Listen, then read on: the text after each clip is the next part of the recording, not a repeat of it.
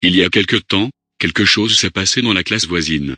La rumeur se répand et les professeurs nous affirment qu'il ne s'agit que d'histoire, mais je préfère laisser une trace écrite, ça a pris une trop grosse ampleur. Sunny m'avait déjà parlé de Cho. Je ne savais pas grand-chose d'elle, simplement qu'elle était arrivée cette année et qu'elle était très studieuse.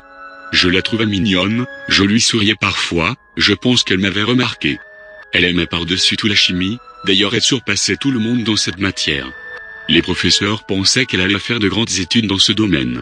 Simplement, il y a un mois, un élève un peu moins doué de ses mains a mélangé deux produits nocifs, et il y a eu une explosion dans le laboratoire. L'élève en question a été légèrement blessé, et le produit a explosé sur le visage de quelqu'un, Cho. Elle a été totalement défigurée, elle s'est ruée à l'infirmerie, mais personne n'a rien pu faire pour elle, et quand l'ambulance est arrivée, on ne pouvait plus rien pour son visage.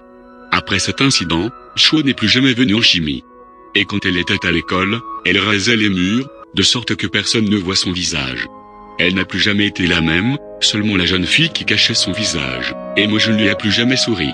La semaine dernière, Cho s'est jetée tête la première du toit de l'école. Elle voulait que son visage heurte le sol en premier.